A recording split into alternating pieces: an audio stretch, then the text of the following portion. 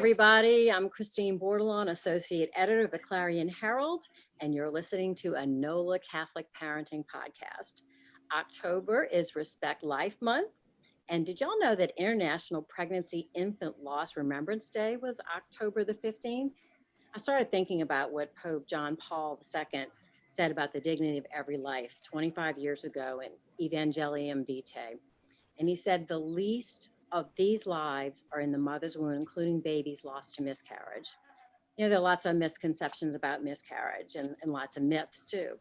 You know, why does it happen? Is it rare?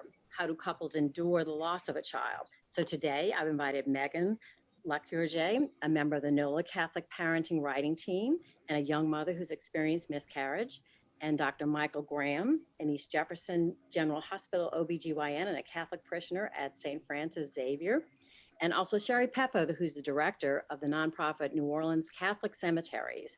And I wanted you all to share with us today just your connection to miscarriage. So thanks so much for taking the time to join me.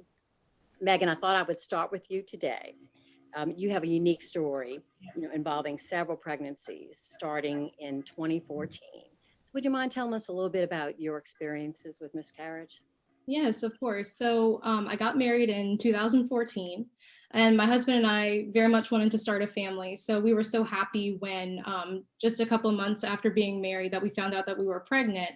But that happiness was very short-lived when in the same week of getting the positive pregnancy test, I realized that I was having a very early miscarriage, which sometimes apparently is called a chemical pregnancy. So that was a very difficult first experience, very disillusioning. And thankfully, we went on to have my daughter soon afterwards. And, that all went very well. However, after she was born and when we wanted to, continue growing our family, we had some trouble conceiving. And then when we finally conceived, we ended up having a miscarriage at 12 weeks of pregnancy, which was absolutely devastating. At that time, we hadn't told anybody about the pregnancy. And the day we found out that our baby had died, we just told our daughter. We told our daughter, who was 2 at the time. We brought her with us to the appointment, expecting for it to be a very exciting thing for us as a family. And when they went to go check for the heartbeat, there was none, which was, just unimaginably heartbreaking. And afterwards, we went through probably one of the hardest times that we've experienced so far in our marriage. And thankfully, we finally welcomed another child this August, who was born a little boy. So. Wow, well, that congratulations. I know that he's new to your family, so that must have been very exciting. But of course, you started talking a little bit about some of the challenges, after the miscarriages. Can you mention a few that, kind of had y'all struggling as a couple? Yes. So I would say that so much of miscarriage is a silent grief. It's definitely grief because you're mourning this unborn child that you didn't get the opportunity to meet, but you still know that they're your baby. And so for us, we hadn't told anybody, like I just said. So nobody really knew. Nobody had really been a part of that process up until that point. So when you're upset afterwards and going through a grieving process, half the people out there didn't even know you were pregnant. They don't know what to say because they've not been a part of that. They've never met your child. And you haven't either. But it's still this deep-seated feeling that this is my baby and I'm really grieving them. And so with that comes a lot of other things like PTSD. Realizing that when you walk out into the world, that there's so many things that remind you of that loss. It could be seeing a pregnant woman. It can be seeing a baby, which is heartbreaking, when all these things that you're not mad at them, it's just that they're reminders that they're always there reminding you of what you lost. So that was really difficult. Additionally, I would have to say that pregnancy after loss is so difficult as well. And I kept on waiting for there to be a moment where all of this kind of came to a close, came to a finality. And it never really did. And it always kind of lingered. And I think it still lingers to this day. And even all through the pregnancy that I just had after loss came all of those memories, all of the, difficulties, pregnancy just doesn't have the same excitement anymore. It's almost scary at times. Right, for you, I can imagine. Well, Dr. Graham, I wanted to ask you a few questions. I mean, I read statistics all about, miscarriages, and you're with the women every day and you're delivering babies. So I wondered, I mean, how true was the statistic, like 1 in 4 pregnancies end in miscarriage? Can you shed any light on that figure? It is roughly 25%. Really? The problem, as Megan was telling you, is that it's not like as a woman, you guys don't go to lunch and say, hey, let's talk about our miscarriages. So Megan was running around thinking she's the only one this happened to, which is really terrible. And so I take a lot of time in explaining to people that it is a big loss. Many people out there, they have a different attitude. Because you're young, you can have another baby. That doesn't replace a loss. You never forget that baby. So really, Megan, the idea that it never came to a close is not a bad thing, because you'll never forget that child. And so that actually is the part I think that scares us as parents. We have 3 children and we had a miscarriage between the second and the third. And Cynthia, my wife today, I swear she still feels like it was a girl and it didn't happen. I was the OBGYN who just happened to do her ultrasound that day and found that the baby was not living anymore. We were about 10 weeks. And it took us about 3 months to really get over it. But you don't ever forget, you just learn how to live. And you got to keep living because you have other children. So you can't just, it doesn't go away, but you learn how to continue your life. And I think too many people in our society today believe that because you're young, because you can get pregnant again, it's no big deal. It is a big deal, because in your heart, it was a whole nother life. And so it is one of those things that it really just depends on who we are as doctors and how we deal with it. And I just told you what my view is, that it's a big deal. It is a loss. You have to recognize that. And I try to help parents by explaining how it was for us. And so, as a husband and as a gynecologist, I felt totally useless. And so that was really hard, because I'm supposed to fix things and I couldn't fix it. And so that's hard on us as husbands, because we are the fixers, right? Even your husband's the same way, and he didn't know what to do. And there really is nothing to do but hold your hands, hold you, and just pray and give it time. Time makes everything better eventually. And that's what it comes down to. And the other pregnancies, you just have to take pride in the fact that God sent you these 2, and they're still with you and they rocking and rolling. And, to me, if they don't drive you crazy and you don't admit to that, you're not parenting, as far as I'm concerned, because I know our 3 have, and our youngest now is 25. He's still driving me crazy. But, that's the part of miscarriage that's really hard, is because most people, it's not known.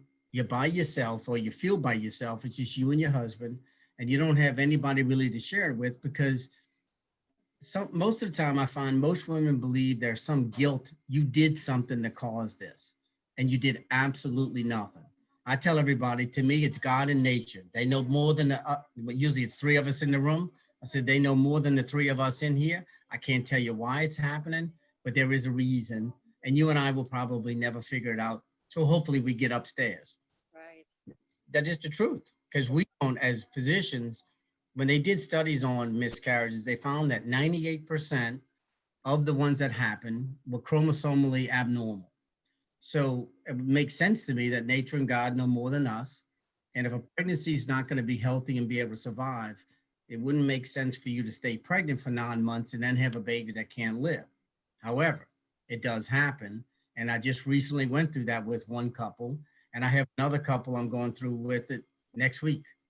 And so sometimes these things do happen. And in the saddest moments for me as a physician, you can't run away. You have to hang in there and support the parents and be with them. But, as people, most of us shy away from death. Nobody knows how to deal with it.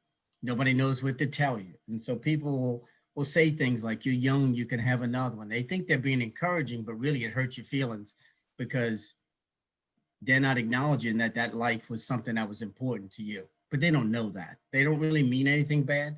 Everybody's just awkward and doesn't know what to say. Well, are there symptoms that women have that you would say, hey, you got to come in, let me check it out? Or are there common things that might lead to a miscarriage? I mean, is there such Well, it's usually pain and bleeding, but the problem is if you're under 24 weeks, there really isn't much we can do about it. Mm. So, you know, we talk about giving people progesterone, and sometimes we do, and sometimes we don't. And there's no right or wrong because, you know, I just went over it the other day with a patient. There's studies that show that it helped and the study that showed it did nothing. Oh, After there are probably doctors in the country use it and half don't. I typically use it because I think if it helps even one, it's worth trying. It can't hurt anything. So I try it anyway. But until a baby gets to what we consider a viable age, which is 24 weeks, there's not much we can do. And so sometimes we're looked at as if we're doing nothing. Well, I tell everybody, I'm not God and I don't have a crystal ball. This is the best I can do. And we just watch the hormone levels and see if they go up. And if they're going up, the pregnancy is continuing to be viable. And if it doesn't go up, then it's not. well, you've been an obstetrician for an OBGYN for a long time. So A couple days. a couple of days. Have you seen strides though in medicine that has helped, you know, prevent a miscarriage? I mean, has that changed at all? You talk No. about progesterone, no. And that probably won't change. I mean, that a lot of it today has to do with age. And probably in the past, it had more to do with, you know, nutrition and all that 100 years ago. Now everybody's healthier. And we find out people are pregnant now sooner than we used to, say 30 years ago, the pregnancy test now. So we probably are realizing more people have miscarriages than we knew in the past, because before what would happen when you didn't have a good test is someone would miss a period for a couple of weeks and then just think that this real heavy period was a period, but probably it was a miscarriage. So there's probably more that used to happen that we didn't know about. And now we know more about it. Mm-hmm. We talked a little bit about diet. Are there advice that you give pregnant women so they could possibly have the healthiest pregnancy? Well, I mean, we live in the United States, so I consider we're in the best country in the world. So if you eat a relatively balanced diet, you'll get all the vitamins you need. But the calorie count that we tell most people is about 2,000 calories a day. Okay, that sounds good. Well, And Megan, then if you have your children before 40, that's usually better egg-wise. It's the egg that ages. You know, when you were first conceived in your mother's womb, you had 2 million eggs. When you were born, you had 1 million. When you hit puberty and started having periods, you had about 300,000. So y'all got a bunch. to start off with. Forever. And the age that throws out 35 when we think we see more genetic abnormalities has more to do with age of the eggs. Oh, And that's why men aren't as prominent until we get probably in our 70s. Then probably they're saying can be some sperm issues, but most of the time it's an egg issue. okay. And that's why, you know, these days people are waiting longer to get married. They getting careers going and then they're having babies. And so I think, honestly, the miscarriage rate might even be higher just because we're dealing with older couples. Couples. Okay. Well, Megan, I want to go back to you because you had mentioned to me in a conversation that the state of Louisiana passed the forced choice of dignified disposal for the cremation of fetal remains in 2016. And you said you and your husband actually, when your baby was 12 weeks old, when you lost him, you actually got the remains so you could bury him. Why was that important for you to do? Yes, so I went through with a DNC to take care of the miscarriage, and prior to that, I actually had carried him for 2 weeks before getting the DNC, knowing that he had already died. And that was very difficult. But also during that time, I went back and forth questioning if I really wanted to do the DNC, if I wanted to just wait it out. And after all of that, I was really afraid that at the DNC, I wouldn't get a chance to do anything with my baby's body. That's why I didn't want to do it, to be honest. And so if you can imagine, like, I went through with it, I went through with the surgery, and then afterwards I'm in the recovery room and a nurse came up to me and said, I have to tell you this, you can bury or cremate your baby's body. And that to me was like a miracle that day. I realized that I didn't have to be afraid of getting that D&C that I just had. And it was whirlwind. We had to do a lot of different things, like call around to cemeteries and try to figure that out. And thankfully, we were able to get it all together. So within 3 days, I want to say, we were at the cemetery and we're able to have a burial, like a little funeral for our baby. And for me, that meant so much. I know that so many people never got that choice. And it matters because it gave us a morning ritual. There is no real morning ritual that's been around with miscarriage exactly. So it was like, it meant the world to me to be able to have a ceremony, to have a place to go and honor my baby and know that their body is there. It's right there. It's being respected. And yeah, like I feel like for me, I think that helped me in my healing process. More than I feel like I've heard from some women who didn't get that. And that really hurt them in their mourning and healing process of not having that ritual, of not having that place of knowing their baby's body was there and being able to go back and visit. Right. Well, Sherri, I know we asked you here today because your Office of Catholic Cemeteries in the Archdiocese recognized that there was a need. And you guys have done several things over the past years, you know, having tombs available for babies and also a prayer garden that parents who had miscarriages could go to. So tell me a little bit where it is and why you guys decided to do those two things to help parents. Sure. So in the back of St. Patrick #1 on Canal Street, we first had developed the All Holy Innocents Prayer Garden. So every year, the Unborn Baby Prayer Garden, the Unborn Baby Prayer Service was being held in St. Patrick #3 by a monument dedicated to the unborn. So we had decided to have the garden in the back of St. Patrick #1, closer to where some of the babies were being buried, which could serve both as a place to have the unborn baby prayer service every year, and also for families that did not get the opportunity to bury their babies to have a place to memorialize them. So within the garden is the Rachel Mourning statue, which sits on a base, and on that base is where we install the plaques for the babies. So we have gotten quite a few requests, and it's a way to help families go through that ritual of mourning where they can actually see their baby's name. And some put a date, some don't, you know, but we have several names that have been added to it. Right next to the prayer garden is where we now have the All God's Babies tomb. So that was the tomb that was developed based on some donations that the Monday Night Disciples were able to get. And Clement, right? I believe so, yes. And so we constructed, it's a quadruple width tomb, just like it would be a regular family tomb. But it's, you know, like I said, it's quadruple width, has a lot of space in it for the babies. What we do with the Monday Night Disciples request is that any family who uses it, they get the casket from them because they make them, they hand make them, and they make them to a certain size so that we can in the future continue to fit more of the baby's caskets in the tomb. So any families that contact us, we let them know that they do need to get the casket through the Monday Night Disciples, which they do that for free. And we bury the babies as well for free at no cost. So in addition to that, they will, if they're available, some of them will come out to the service and play music. So that's another option. They also make the baby gowns. So they take donations of wedding dresses and so forth that they can make these gowns out of, so that they can do that for the families as well. Yeah, I've done a story on them, and it's incredible the workmanship that goes into all the little caskets that they make, and outfits too that they put the babies in. They do. I said it made the wedding gowns, and so it's lace and it's satin, and they're really beautiful. I mean, and they take a lot of care doing it.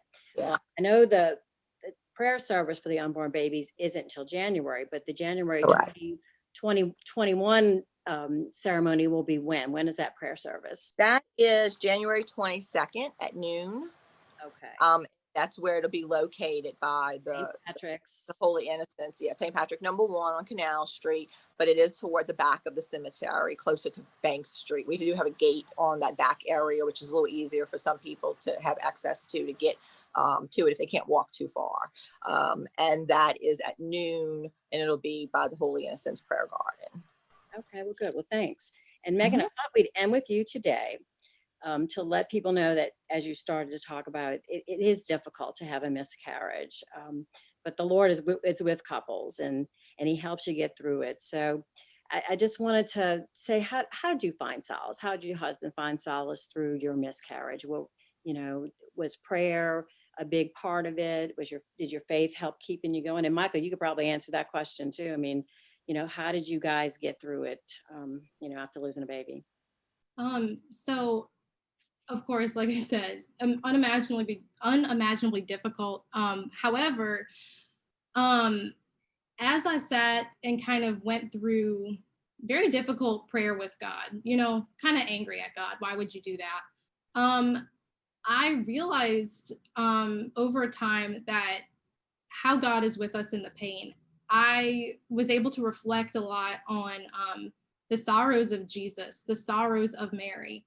I very much felt like I was with Mary holding her deceased son. As I went on for 2 weeks carrying my deceased son in my womb, I was like, I can't do this unless Mary's here with me holding her deceased son too.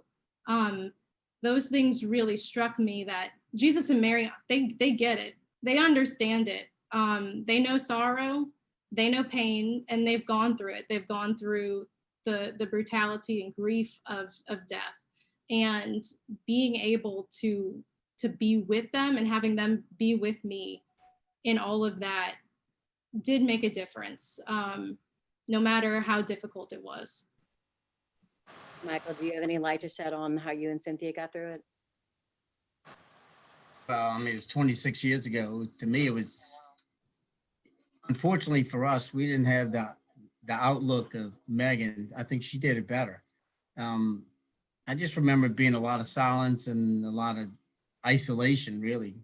And then finally, I think we made a breakthrough after about 2-3 months and started feeling more normal again. But it was the same thing. It's almost like, as a physician, I kind of know what the real reason is scientifically, right? But it didn't really make it any easier. No. And as men, we tend to think more scientifically, and women think more with your heart because you're the one who's pregnant. So to me, trying to do whatever I could do to make her life easier, but there is almost nothing you can do. It's like Megan said, she's got to heal in herself.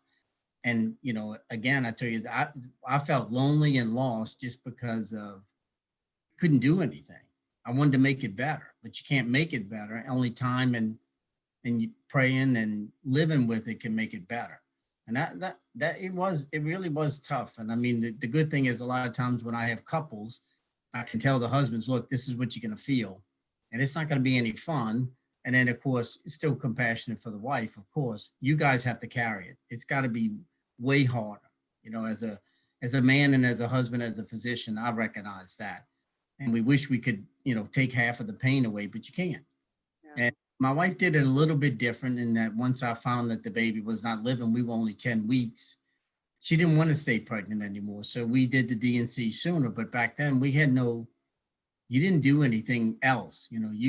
So in order to honor what went on, that was in your heart and in your prayers. So I think what Sherri's doing now, I mean, I'm glad to hear that because now I can pass that on to the East Jefferson, to the social workers and things. And I think it might actually be a more concrete way to close the situation so you can move on in your heart and start healing. Right. It seems like for Megan, that actually, to be able to do something like that allows you to not put it away, but then finally come to an end and realize it. You get some finality in the whole process, where we just lingered for a while. We were like in no man's land for probably a couple months. Sure. Well, it sounds like things I never knew this was available. Right. Well, it's all new. And so at least we've made some progress to to help couples who experience this. So I appreciate all of you for joining us today. Thank you so much. 'Cause Yeah. I think we shed light on many different aspects of miscarriages that people might not know or think about. So stay tuned for our next NOLA Catholic Parenting podcast. In the meantime, check out NOLA Catholic Parenting in the printed Clarion Herald. You can get it at Mass, and also they're at like drugstores and other retail outlets, and also online at clarionherald.org. And we have a 3 times a week blog, and this podcast, as well as the audio podcast, is on NOLACatholicParenting.com. So thank you.